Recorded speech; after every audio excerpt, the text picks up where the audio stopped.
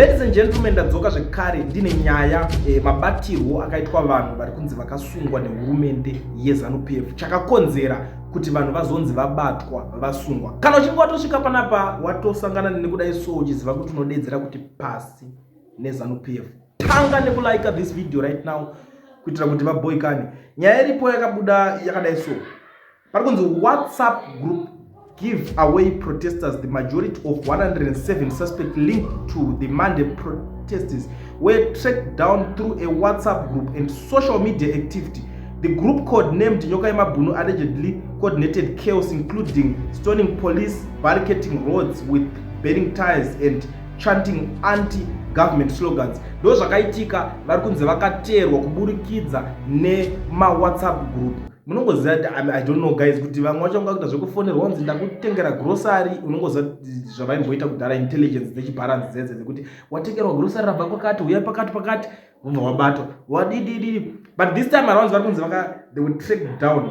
I'm sure vanogona kunge vakashandisirwa kaika kanonzi track my number. I don't know strategy ipi yavakabatwa nayo, but it was because of a WhatsApp group. I don't know kuti munoionawo sei nyaya iyi kuti vanhu vanoteerwa neWhatsApp group. WhatsApp group munonetsa uzoziva kuti hangari pamacho acho ndiani. Saka kuda kuti nyaya yacho yakuda kutoongororwa kuti vamwe vanogona kunge vakatobatirwa mahara futi vanga vangorimo mugroup, because vanhu vanongotaura zvakawanda on social media, but pakungotaura kwavanenge vachiita manje havazozive kuti uya aenda here kana kuti uya haana kuenda. Saka ndo pari kunetsa ipapa panyaya iyoyi. Handisi kuziva kuti imimi vakatarisawo nyaya iyi hama dzadiwa. Muri kuionawo sei? Tiri papo finance minister, former finance minister, has rejected ZANU-PF push to amend the constitution to allow President Mnangagwa to serve beyond 2028 when his current and final term in his office ends. That's tendai biti ari kuramba kuti isusu hatisi kuzvibvumira izvozvo. I don't know how, and handizivi kuti zvichaita zvekufambiswa sei, because munoona kuti dzimwe nyaya so unoti munhu akangobuda akati tiri kuzviramba,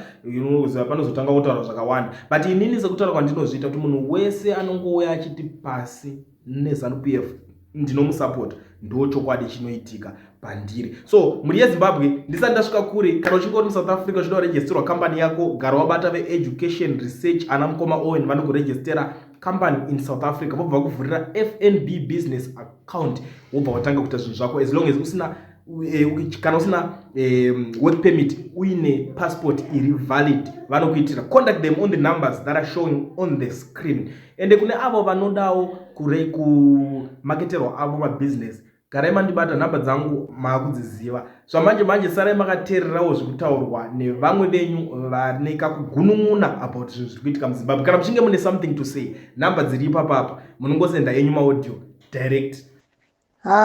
Makadi pano hama dzerwendo, rwendo rwatinarwo rurefu asi taakusvika. Toda kutenda Mwari nemwana uyo ari kutiitira zvakanaka. Kulendi, Mwari wakuitire zvakanaka. Mwari wakuitire zvakanaka. Inini ndinoda ndine chivimbo and I'm very positive that pane zviri kuitika. Vanhu vane kutyisidzira kwavanoita semharidzo yanga iri kutaurwa makuseni. Sauro akatyisidzira Dhavhidhi, akatyisidzira.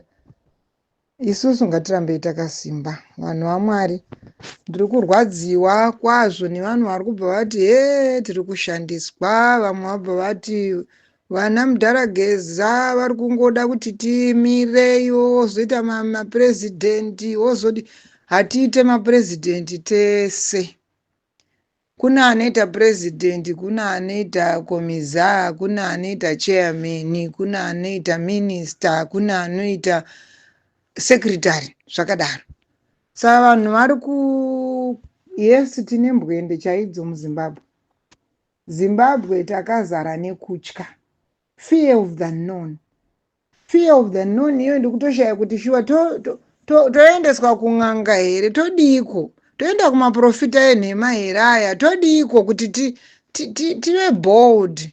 Hama dzangu, let's be bold enough. Nyika iyi ndiri kutoona kuti tatopadhuzi neKenani. Nyoka ine mabhunu paanotaura so ini ndo ndatoita confidence dzakanyanya. confidence ndinadzo. Vanhu vamwe vachinditi nhai munoita confidence, ndo zvatagara tichiona, ndikati aiwa zvegore rino zvinemwo mutoo. So ndiri kuti hama dzangu, let's fight together, let's be one Zimbabwe, one nation. Tirambe tichingorwa kurwira chinhu chedu chakanaka. Nyika yatorwa nana Tagwire here? Nyika yatorwa here nana uyo vari kudya zvavo mari avo? Zvimwe zvacho imbozvibvunzai vanhu vaMwari. Zimbabwe, varume nevakadzi, imbozvibvunzai. Kana munhu ane 63 years achimira mustriti umu achitaura kuti inini ndaneta, enough is enough. I'm 61. Yesterday I'm 61. Ndiri kuti enough is enough. Vanhu vaMwari ngatimbomira iso. Kumira chaiko chaiko, kumira so kuti haiwa enough is enough. Saka kana dai tikakomplaina tiri mudzimba, tiri kunyanya kungokomplaina vaMnangagwa vabva vazodai vaisa vana vavo vari kudya mari. Hazvina zvazvinotibetsira. Ngatimbomirai nevarume ava vari kuita zvavari kuita. Ngatimirei nevarume ava. Zvekuti opposition, zvokuti ndiani, inini hangu inini ndiri kutoona kuti ndinosvika kuma70s kundapa right. Mwari wekudenga achitiitira zvakanaka. Vazukuru vangu tavaitira zviri nani, kuti patiri kusvika muKenani, vazukuru vedu nevana vedu vanenge vane zviri nani. Magraduates ese akatekeshera nyikayo, magraduates akatekeshera munyika dzakasiyana siyana, kumwe kwachona hakuchaiti, kwakungogara kwekujaira, but hakuna chiriko. Vanhu vaMwari, let's clap hands for Bombshell Geza, Baba Geza. I salute you, Viva Baba Geza. Nyoka yemabhunu, muzukuru wangu. Atete soko chaiyo chembishi ndo iri kutaura. Aiwa, ngatiendei kumberi, tiite basa raMwari. Tiite basa iri, nyika isunungurwe, tione kokuenda. Mwari wekudenga achitiitira zvakanaka. Thank you so much. May God bless you. Tinoramba tichinamata. Mwari havambotisiyi tiri tega. Mwari vanonzwa minamato yedu. Mwari vanoramba vari Mwari. Thank you so much. Uri right here. Unotendwa nebasa rauri kubata iro uchitizivisa zviri kuitika. Chinonetsa nhau idzidzi dzeZANU-PF dziri kurwa dzemudanga dzega dzega. Maonero angu andiri kuita ndekudai so. ZANU-PF ndedzemudanga dzega dzega, imombe dziri mudanga 1 dziri kungorwa idzi. Kuona kwangu handionenge nyika ichanaka ini kana ZANU-PF ichingotonga chete. Handione seyakanaka. Ndio mafungiro angu iyayo. Bhozi wese vari kufumurana mabasa awo aya waita wese vanhu ava, waita wese. Saka chinongodiwa kuchinja hurumende iripo iyoyo. Ndiro handiri kuona zviripo. Because tatambura nevanhu ava. Zvangofanana pane Mugabe. It's the same, but Mugabe unotoona kuti angatori nani. Oro aita zvake, but umwe wacho aisauratidza ngezvekuitwa naMnangagwa. Neutsinye chaiyo Mnangagwa neutsinye. Totoshaya kuti torarama sei.